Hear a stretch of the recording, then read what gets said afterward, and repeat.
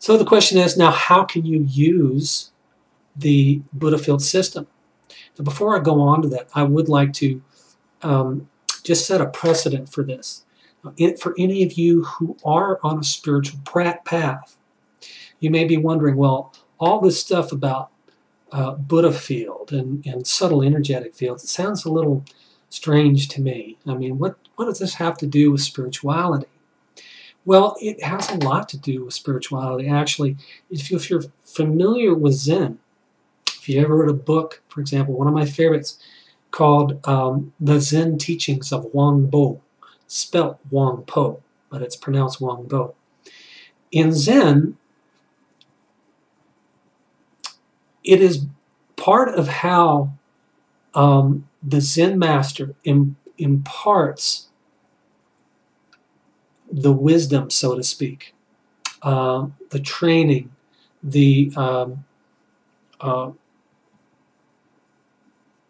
Satori experience to the student is what's called transmission. Okay, if you ever read Dr. Hawkins, he talks about David Hawkins, who's written Power versus Force, Eye of the Eye, Subjectivity and Reality. Wonderful books. I highly recommend them.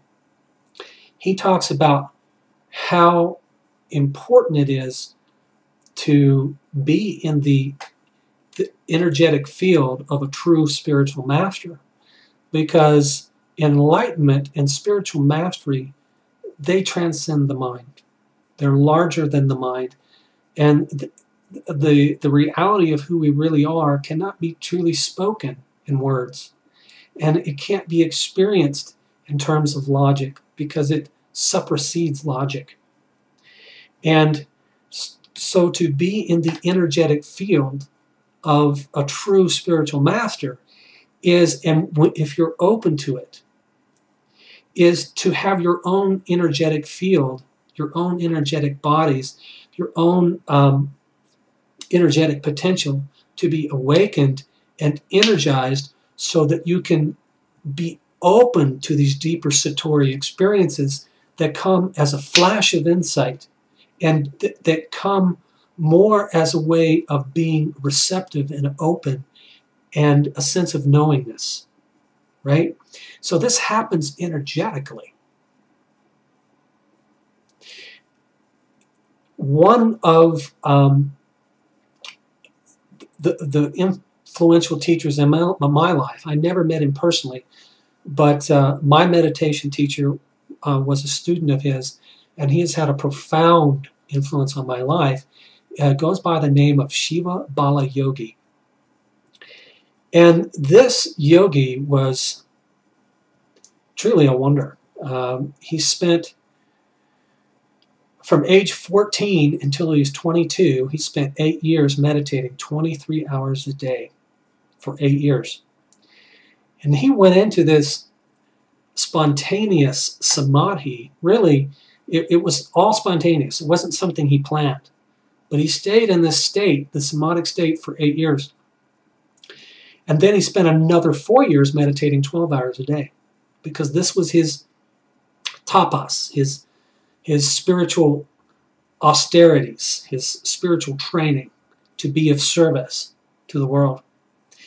And when he came out of his spiritual tapas 12 years later, at the age of 26, I believe, might have been 25, he already had thousands of followers, and he was famous as the Bala Yogi, or the boy yogi.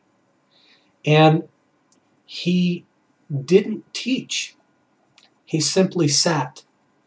And the Shakti, or the life force energy that emanated from him, was so powerful that people will go into various states of samadhi just even within a block of being in his presence.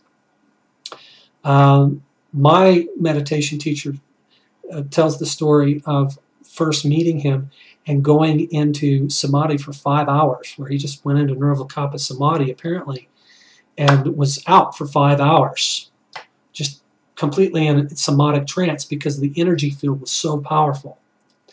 So when it comes to experiencing deep meditation, it can take years to learn how to let go of that struggling mind and experience the profound bliss of letting go of your own mind and resting in your true nature. But when you have an energetic potentiation, it allows you to move into these deeper states of samadhi much more quickly and start experiencing transformation much more quickly. And that's what the Buddha field system was created to do.